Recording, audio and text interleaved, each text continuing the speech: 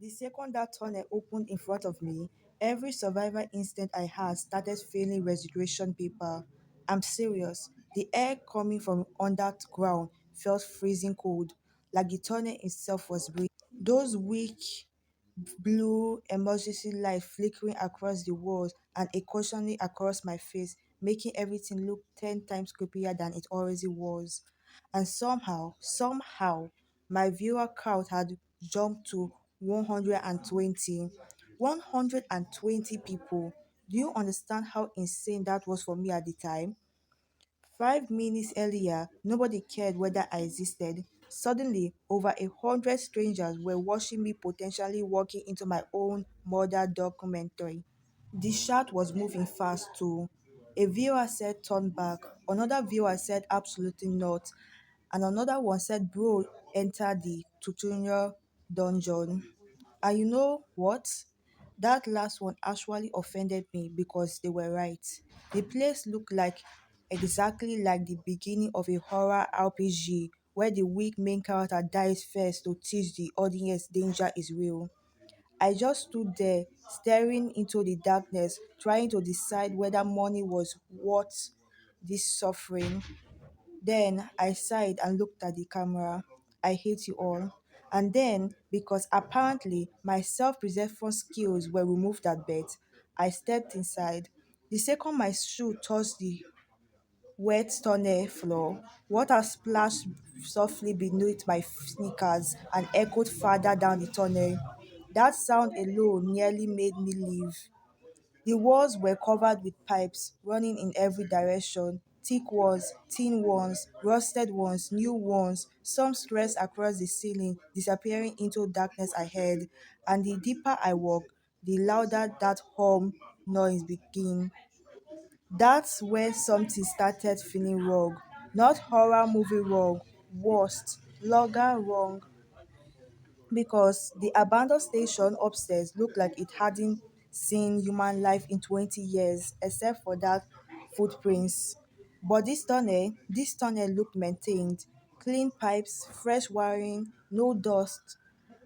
I shined my torchlight slowly across the wall while my brain trying to process it. Why does this place have better maintenance than my dorm? And honestly, I meant that from the bottom of my heart. My dorm barely showered. Meanwhile, random sex underground tunnels apparently had functioning electricity and stable infrastructure priorities. The farther I walked, the quieter I became, not because I wanted to be dramatic, because the deeper I got, the more I started feeling like somebody else might actually be down there with me. Even shots slowed down a little. One message suddenly popped up. This suddenly got serious. And that was the thing. At first, everyone thought this was funny, even me. But now, the vibe has changed, and somehow my viewer count had already climbed to 300. Fear really does help content. Eventually, the tunnel split open into two different parts. One side was completely dark, the other had faint blue lightning ahead. I stopped in the middle, hoping my flashlight like an unpaid horror protagonist. Okay, chat, left or right? Worst decision possible? Asking the internet. The chat immediately exploded. One viewer said left, another said right, another one also said go home, while another person said pray first. Honestly, go home was probably the best idea I received all year. I stared at the chat with disappointment. You people would absolutely get me killed. And then, like the future victim I was, I chose the blue lit part. I told myself it was because the lights mean safety. Well, that logic doesn't make sense, but I still went. The humming sound got louder. The deeper I went, my hand started shaking slightly too, which means the camera kept moving awkwardly. I tried pretending I wasn't scared. The camera exposed me immediately. Then I saw another set of footprints, and that's when my soul almost left my body because these footprints weren't the same before.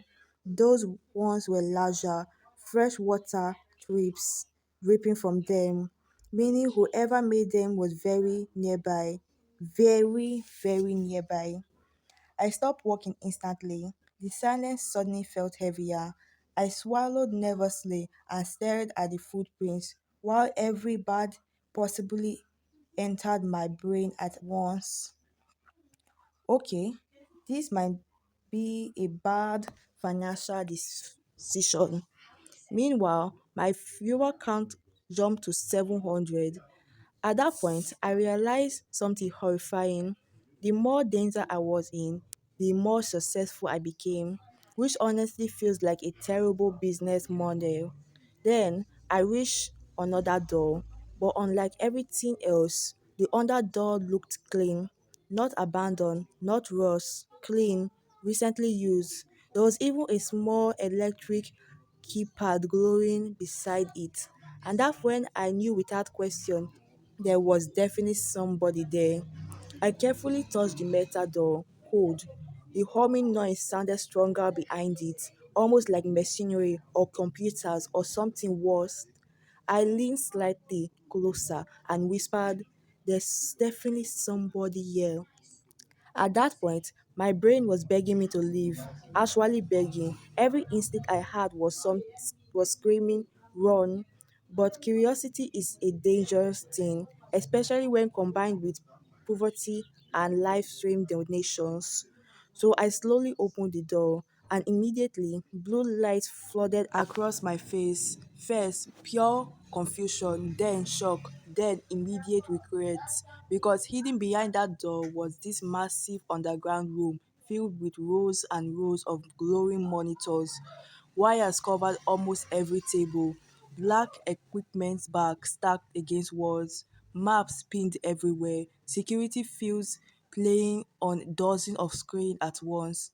The entire room felt alive. Not abandoned, not forgotten, active. I just froze in the doorway, staring at everything while computer fans hum softly around me. Small blinking lights reflected in my eyes, and all I could think was, that is not normal. Chat almost lost its mind. Viewers counts 700, 2,000, 5,000 in minutes. Messages flooded so fast I could barely read them. One viewer said, "Bro, what is this?" Another one said, "Call the police." Another one also said, "This is illegal." Honestly, the viewers were making valid points for once. I slowly walked further into the room while trying not to touch anything. My flashlight shook slightly because at this point my nerves were collapsing in real time. I pointed my camera towards the city map pinned on the wall. Several places had red circles marked around them, different locations across the city, and that's when the situation officially adopted stop being funny. Okay, nope, I officially regret being curious. One of the monitors showed live security footage of a random street, another showed busway stations, another showed parking garbage. The creepiest part, they were live, not recordings, live. In the reflection of one monitor, I could literally see my own nervous face staring back at me like I accidentally walked into a conspiracy trail. That was enough for me. Immediately, I slowly backed away, trying not to touch anything. I'm leaving immediately. Best decision I've made all night. Unfortunately, the universe hates me because the second I decided to leave, beep, one monitor turned red. I froze. Another monitor activated, then another, then another. Within seconds, the entire room exploded in flashing red warning lights. And then the alarm started, loud, like airstrike incoming loud. The sound nearly killed me on the spot. I jumped so hard the camera practically flew into another dimension. I didn't touch anything. 15,000 viewers now. 15,000.